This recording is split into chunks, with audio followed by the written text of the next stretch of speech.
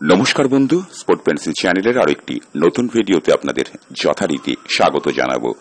যদি আপনি প্রথমবার আমার ভিডিওতে এসে থাকেন তাহলে ভিডিওর নিচে থাকা সাবস্ক্রাইবার বাটনটিকে একটু ছুঁয়ে দেবেন। আপনি হয়ে যাবেন স্পোর্ট পেন্সিল চ্যানেলের একটা বৃহত্তর ইস্টবেঙ্গল পরিবারের অত্যন্ত গুরুত্বপূর্ণ সদস্য। কমেন্ট সেকশনে কিন্তু ইস্টবেঙ্গলের জয়গান করতে, জয় ইস্টবেঙ্গল কথাটা লিখতে একেবারেই ভুলবেন না। আজকের ভিডিওটা শুরু করব একজন নতুন তরুণ প্রতিভাকে নিয়ে। অনূর্ধ্ব 23 ভারতীয় দলের তিনি নিয়মিত সদস্য। নামটা শোনা জিতেশ্বর সিং। চেন্নাই এফসির হয়ে এ মরশুমে তিনি যথেষ্ট গেম টাইম পেয়েছেন এবং যথেষ্ট ভালো ফুটবল উপহার দিয়েছেন। তাকে মূলত চেন্নাই এফসি খেলিয়েছে ডিফেন্সিভ মিডফিল্ডার হিসেবে। যদিও ডিফেন্সিভ মিডফিল্ডার এই পজিশনে খেলার পাশাপাশি সেন্ট্রাল ডিফেন্সে খেলার মতো ক্ষমতাও তার কিন্তু আছে এবং বেশ কিছু ম্যাচে তিনি এই পজিশনে, বিশেষ করে অনূর্ধ্ব 23 ভারতীয় যুব দলের প্রতিনিধিত্ব করার সময় তাকে কোচ এই পজিশনে ব্যবহার করেছেন এবং তিনি যথেষ্ট সফল হয়েছেন। তাকে নিতে গেলে ইস্টবেঙ্গল ক্লাবকে ট্রান্সফার ফি দিয়ে নিতে হবে, তার কারণ চেন্নাইয়ের সাথে 2025 সাল অব্দি এই ফুটবলারটা চুক্তিবদ্ধ। তবুও ইস্টবেঙ্গল এই মরশুমে কিন্তু ট্রান্সফার ফি দিয়ে ফুটবলার নিতে একেবারেই পিছপা হচ্ছে না। আমরা বেশ কিছু ফুটবলারের খবর, ইস্টবেঙ্গলের সাথে তাদের একটা কানেকশনের কথা শুনতে পেয়েছি যে যেসব ফুটবলারকে নিতে গেলে বেশ ভালো অঙ্কেরই ট্রান্সফার ফি দিতে হবে। এক্ষেত্রে ইনভেস্টর সংস্থা কিন্তু সবুজ সংকেত দিচ্ছেন যারা দল গঠনের সঙ্গে যুক্ত তাদেরকে। এর পাশাপাশি আজকের এই ভিডিওটা যাকে নিয়ে সবথেকে গুরুত্বপূর্ণ, গত বেশ কিছুদিন ধরে যে খবরটা সমাজ মাধ্যমে ভীষণভাবে ঘুরপাক খাচ্ছে, তিনি কি সই করেছেন, তিনি কি আদৌ আগামী মরশুমে ইস্টবেঙ্গল ক্লাবে খেলবেন? বন্ধু, বিষয়টাকে এবার ক্লোজ চ্যাপ্টার করে দেওয়া যায়। আজকের পরে তিনি ইস্টবেঙ্গলে খেলবেন কি খেলবেন না এটা বলার জন্য নতুন করে আর কোনো ভিডিও করার দরকার পড়বে না। আর কেউ নন, দিমিত্রিয়াস। গত মরশুমে যিনি সোনার বুট জিতেছেন, 13খানা গোল করেছেন, সেই দিমিত্রিয়াস বা দিমির সাথে ইস্টবেঙ্গল ক্লাবের চূড়ান্ত চুক্তি সম্পূর্ণ হয়ে গেছে। এই নিয়ে আর কোনো প্রশ্ন নেই।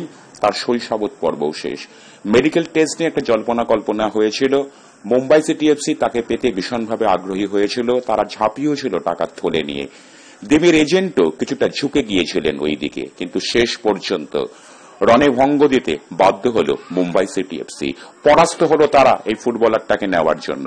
জিতল সেই লাল হলুদ। আগামী মরশুমে সুনিশ্চিতভাবে আমরা প্রত্যেকটা ইস্টবেঙ্গল সমর্থক ভীষণভাবে অপেক্ষা করব যে দিমিতার পুরনো মরশুমের ফর্মটাকেই আবার নতুনভাবে ধারালো করে লাল হলুদ জার্সিতে নিজেকে মানিয়ে নেবেন। ইতিমধ্যে এই কথাটা বলার পাশাপাশি একজন স্প্যানিশ ফরওয়ার্ডের সাথেও কিন্তু ইস্টবেঙ্গল ক্লাবের একটা যোগাযোগের কথা শোনা গিয়েছে। 2017-18 মরশুমে এই ফুটবলারটা ছিলেন তার জীবনের সেরা ফর্মে। পোল্যান্ডের ক্লাবে বলুন বা স্পেনের বিভিন্ন ক্লাবে তিনি ফুটবল খেলেছেন এবং যথেষ্ট দক্ষতার পরিচয় দিয়েছেন। আসলে এফসি কাপের জন্য ইস্টবেঙ্গল ক্লাব যদি এ মরশুমে বিদেশির সংখ্যা বাড়ানোর সিদ্ধান্ত নেয়, সেটাও কিন্তু ইস্টবেঙ্গল টিম ম্যানেজমেন্টের একটা বিবেচনার মধ্যে আছে। পুরোটাই নির্ভর করছে শেষ পর্যন্ত কতটা বাজেট হতে পারে। আমরা যে বাজেট শুনছি, ট্রান্সফার ফি দিয়ে ফুটবলার নিতে গেলে বা 6 জনের বেশি যদি বিদেশি ইস্টবেঙ্গল ক্লাব শেষ পর্যন্ত নেবেই এরকম কথা এখনই দায়িত্ব নিয়ে বলা যায় না। যদি নেয়, বিষয়টা এখন অবধি আলাপ আলোচনার স্তরে আছে।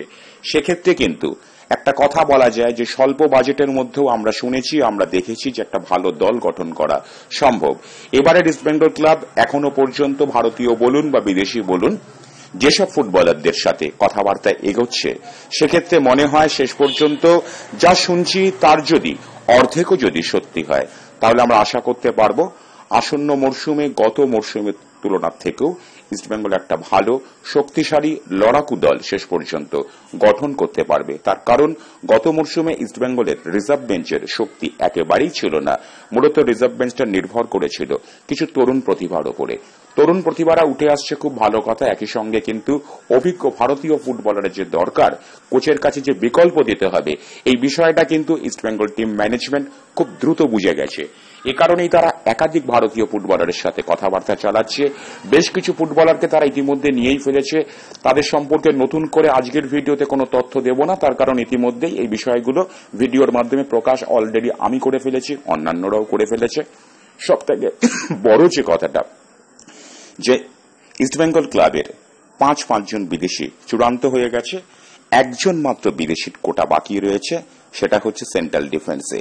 ঠিক এই জায়গায় বন্ধু শেষ পর্যন্ত ইস্টবেঙ্গল ক্লাবের অন্দরে এমন একটা ভাবনা চিন্তা আছে যে তারা যদি একজন দুর্দান্ত ভারতীয় সেন্ট্রাল ডিফেন্ডারকে পেয়ে যায়, সেক্ষেত্রে সেন্ট্রাল ডিফেন্সে তারা বিদেশি একজনকেই রাখবে।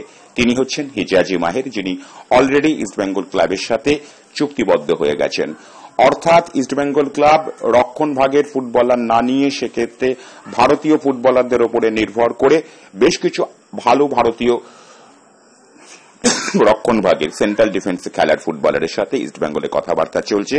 যদি সেগুলো শেষ পর্যন্ত সাকসেসফুল হয়, তাহলে কিন্তু আমরা দেখব যে ইস্টবেঙ্গল ক্লাব রক্ষণ ভাগে ফুটবলার বিদেশি না নিয়ে সেই কোটাটা তারা পূর্ণ করছে অন্যভাবে, অর্থাৎ আক্রমণ ভাগে অথবা মাঝমাঠে কিন্তু আমরা বিদেশি ফুটবলার দেখতে পারি। তবে এইখানে একটা কথা না বললেই নয়, ইস্টবেঙ্গল ক্লাব কিন্তু আরো বেশ কিছুদিন অপেক্ষা করবেন।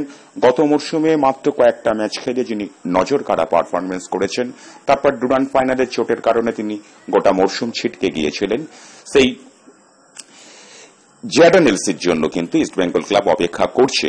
শেষ মুহূর্তে তার পরীক্ষা নিরীক্ষা হওয়ার পরে তিনি যদি নিজেকে ম্যাচ ফিট বলে প্রমাণ করতে পারেন, শারীরিক পরীক্ষার মাধ্যমে যদি সেটা প্রমাণিত হয়, তাহলে সেক্ষেত্রে কিন্তু ইস্টবেঙ্গল ক্লাবের এই যে অন্দরের রসায়ন, যে রক্ষণ ভাগের নতুন কোন ফুটবলারকে না নিয়ে অন্য পজিশনের বিদেশি ফুটবলার নেওয়া, সেটা অবশ্যই একটু অন্য খাতে বইলেও বইতে পারে।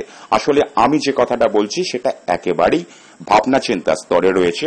নানা রকম পরীক্ষা নিরীক্ষা কোচ কার্লোস কুয়াদ্রাত করতে চাইছেন।